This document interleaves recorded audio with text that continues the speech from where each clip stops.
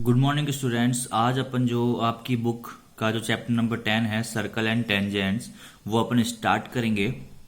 तो देखिए, सबसे पहले इसके लिए सर्कल की डेफिनेशन क्या होती है कि सर्कल आप लोगों को सबको बताया कि एक सर्कल ये होता है, लेकिन सर्कल की डेफिनेशन होती क्या, एक्चुअली सर्कल होता क्या है। तो देखिए क्या लिखा है यहाँ पे कि group of infinite points at a fixed distance from a fixed point. Infinite points का ग्रुप, ठीक है, एट अ फिक्स्ड डिस्टेंस पे फ्रॉम अ फिक्स्ड पॉइंट, एक फिक्स्ड पॉइंट से। देखो क्या कहना चाहता है कि एक फिक्स्ड पॉइंट है आपके पास, ठीक है, मान लो ये फिक्स्ड पॉइंट है, उससे फिक्स्ड डिस्टेंस पे, जैसे ये फिक्स्ड डिस्टेंस, ये सभी फिक्स्ड डिस्टेंस है, उन डिस्टेंस पे प्रेजेंट सभी इनफाइनाइट जितने भी पॉइंट्स है, इनका जो ग्रुप होगा, ये पूरा ग्रुप, इसी को सर्कल बोलते हैं, ठीक है। सर्कल की डेफिनेशन होती है कि group of infinite points at a fixed distance, ठीक है, from a fixed point is called circle. Now this fixed point is called centre and this fixed distance is called radius. Radius आपको पता है हर जगह same होती है, ठीक है। ये तो हो गए सर्कल्स। अब आते हैं टेंजेंट की डेफिनेशन। देखिए, tangent to a circle is a line that intersect the circle at only one point. Tangent को अपन हिंदी में बोलते हैं स्पर्श रेखा। देखिए, स्पर्श का मतलब आप समझते हैं केवल छूना, ठीक है। तो वो लाइन जो सर्कल को, कोई भी सर्कल है जिसको केवल एक पॉइंट पे टच करके निकल जाए, उसको बोलते हैं अपन टेंजेंट, ठीक है। केवल एक ही पॉइंट पे टच करके निकल जाए, ठीक है। ऐसे नहीं ये लग रहा है आपको कि यहां भी टच है, यहां भी टच है, यहां भी, लेकिन ये केवल एक ही पॉइंट पे टच है, क्योंकि बनाने में तो अपन बना ही नहीं सकते। तो एक ही पॉइंट पे टच करके निकल जाए, उसको बोलते हैं अपन, उस लाइन को बोलते हैं अपन टेंजेंट। तो ये मेरी लाइन जो है ये हो जाएगी मेरे पास टेंजेंट, ठीक है।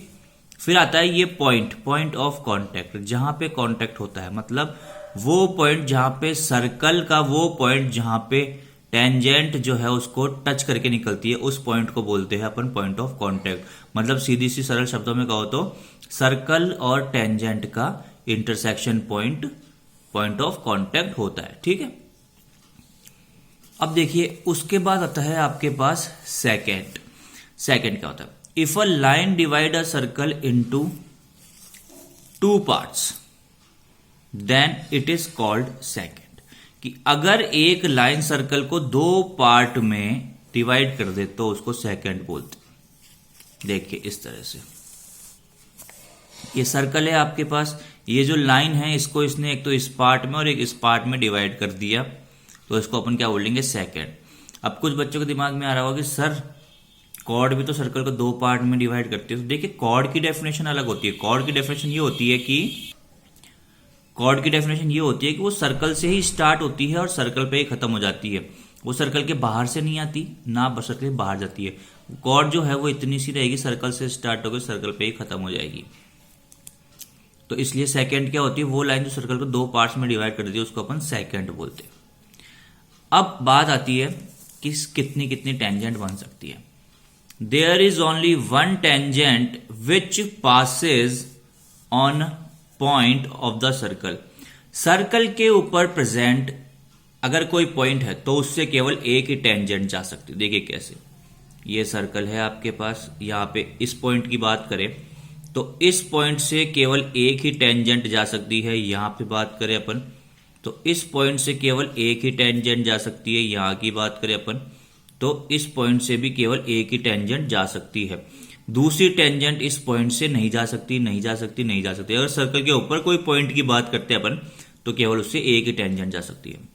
दूसरी चीज, अगर सर्कल के अंदर कोई पॉइंट हो, ये सर्कल के अंदर है, तो यहां से टेंजेंट आप पास करके दिखाओ, जा ही नहीं सकती, ठीक है। सेकेंड बन सकती है लेकिन टेंजेंट नहीं बन सकती है। बहुत इंपॉर्टेंट थ्योरम भी है इसके ऊपर कि अगर सर्कल के पॉइंट अंदर हो गया, सर्कल के ऊपर हो गया, सर्कल के बाहर हो गया, तो वहां से अपन दो टेंजेंट बना सकते हैं। देखिए, एक टेंजेंट तो ये बन सकती है और एक टेंजेंट ये बन सकती है, ठीक है। यहां तक मेरे हिसाब से सबको समझ में आ गया होगा। सर्कल के अंदर अगर पॉइंट हो तो एक भी टेंजेंट नहीं, सर्कल के ऊपर पॉइंट हो तो एक टेंजेंट, और सर्कल के बाहर पॉइंट हो तो उस पॉइंट से सर्कल के ऊपर दो टेंजेंट अपन ड्रॉ कर सकते हैं। अब आते हैं थ्योरम 10.1 में। आपके पास जो थ्योरम 10.1 है वो आपको कह रही है कि the tangent at any point of a circle, ठीक है, is perpendicular to the radius through the point of contact. कि the tangent at any point of a circle, circle के किसी भी पॉइंट पे बनाई हुई tangent is perpendicular to the radius, radius के परपेंडिकुलर होती है through the point of contact, point of contact पे। देखिए समझते हैं इसको, ये कुछ भी नहीं है, आपको डायग्राम समझना है, कुछ भी नहीं करना है इसमें। डेफिनेशन तो डेफिनेशन होती है, वो तो अपन अपने मन से भी लिख सकते हैं। ये सर्कल है आपके पास, ये P पॉइंट है, पॉइंट ऑफ कांटेक्ट, इसके ऊपर से एक टेंजेंट जा रही है AB। तो सीधी सी बात है, आपको ये कहना है कि जो टेंजेंट होती है वो रेडियस के परपेंडिकुलर होती है, ठीक है। जो ये टेंजेंट है आपकी AB, ये रेडियस के क्या होगी, परपेंडिकुलर होगी। तो आप साफ साफ लिख सकते हो कि OP परपेंडिकुलर AB। हर टेंजेंट, ठीक है, जैसे यहां पे एक मैं टेंजेंट बना दूं, ठीक है, तो ये टेंजेंट भी रेडियस के क्या होगी, परपेंडिकुलर होगी। जितनी यहां पे बनाओ, जैसे यहां बनाओ, यहां बनाओ, यहां बनाओ, यहां बनाओ, कहीं बनाओ, ठीक है। मान लो आप यहां बना रहे हो टेंजेंट, ये, तो ये भी क्या है, रेडियस के परपेंडिकुलर होगी, ठीक है। जितनी भी टेंजेंट है सारी रेडियस के परपेंडिकुलर होती है। अब आते हैं अपन थ्योरम 10.2। देखिए क्या कह रही है, the length of tangents drawn from an external point to a circle are equal. ठीक है, ये तो हो गई लैंग्वेज। अब समझते हैं क्या कहता है कि एक सर्कल है, अगर इसके एक्सटर्नल पॉइंट से मैं जो टेंजेंट ड्रॉ करूंगा तो ये कहना चाह रहा है कि वो दोनों टेंजेंट आपस में इक्वल होगी। कहने का मतलब ये है कि जैसे मान लीजिए आपके पास एक सर्कल है और ये P पॉइंट एक एक्सटर्नल पॉइंट है, तो इससे मैंने दो टेंजेंट ड्रॉ की। अभी आपको बताया एक्सटर्नल पॉइंट से दो टेंजेंट ड्रॉ होती है, तो ये जो दोनों टेंजेंट्स होगी, ये वाली और ये वाली, ये दोनों टेंजेंट PA और PB। ऐसे आगे तो इसको मैं कहां तक भी बढ़ा सकता हूं, नहीं, लेकिन टेंजेंट तो केवल यहां से और यहीं तक मानी जाएगी। टेंजेंट P से लेकर केवल A तक ही मानी जाएगी। तो ये दोनों टेंजेंट क्या होंगे, आपस में इक्वल होगी, ठीक है। अब इसको प्रूफ करते हैं, इस थ्योरम को देखिए, बहुत ही इजी प्रूफ है। आप लोगों ने कॉन्ग्रुएंसी पढ़ी होगी। अपन को गिवन है क्या कि PA and PB are tangent from point P। PA और PB जो है P से दो टेंजेंट्स हैं, and OA and OB are radius. OA और OB रेडियस होंगे, सबको पता ही है। आपको प्रूव करना है, क्या प्रूव करना है कि जो PA और PB है वो आपस में इक्वल है। कंस्ट्रक्शन में मैंने कुछ नहीं किया, O से P को ज्वाइन कर दिया। अब देखिए proof, in triangle AOP and BOP, AOP and BOP, इस ट्राइंगल में देखिए क्या है, OA equal to OB radius. ये जो आपके पास OA था OB के इक्वल आएगा क्योंकि ये रेडियस है, ठीक है। OP equal to OP common, ये तो कॉमन होता ही है। और ये देखिए इस पे परपेंडिकुलर बने गई क्योंकि एंगल PAO और एंगल POB, या फिर आप इसको OAP और OBP भी बोल सकते हैं, ये 90 डिग्री क्यों होंगे, क्योंकि अभी आप लोगों ने पढ़ा है थ्योरम 10.1 में कि जो रेडियस होती है वो परपेंडिकुलर होती है टेंजेंट के। तो ये भी परपेंडिकुलर होगी, ये भी परपेंडिकुलर होगी। तो देखिए मैं करूंगा क्या कि OA equal to OB radius, OP equal to OP common, and angle OAP equal to angle OBP 90 degree. अभी आप लोगों ने पढ़ा 90 डिग्री, क्योंकि थ्योरम 10.1 में पढ़ा था अपन ने कि जो रेडियस होती है वो टेंजेंट के परपेंडिकुलर होती है।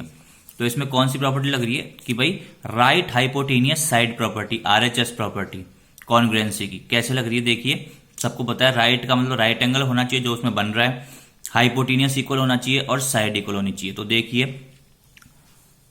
राइट बन रहा है, राइट के सामने वाला हाइपोटेनियस वो इक्वल आ रहा है, और एस का मतलब साइड, जो कि वो साइड भी आपस में इक्वल बता रहा है। तो RHS प्रॉपर्टी से मैं क्या बोल सकता हूं कि triangle AOP congruent triangle BOP, तो ये वाला ट्राइंगल से कॉन्ग्रुएंट हो गया, देन बाय CPCT से ये वाली साइड जो है PA है PB के इक्वल होगी। तो मैं क्या कह सकता हूं कि then by CPCT PA equal to PB, ये आपका प्रूव हो गया। तो यहाँ पे थ्योरी पार्ट खत्म होता है, आप लोग 10.1 पूरी कर सकते हैं। हालांकि ये थ्योरी पार्ट 10.2 के लिए भी है, पर 10.1 में केवल और केवल कुछ लैंग्वेजेस वाले क्वेश्चन ही हैं, कुछ भी नहीं है। Fill in the blanks and true false के समथिंग के क्वेश्चन है, तो आप वो कीजिए। फिर भी अगर कोई प्रॉब्लम होती है 10.1 में तो आप हमें कमेंट सेक्शन में पूछ सकते हैं। Thank you.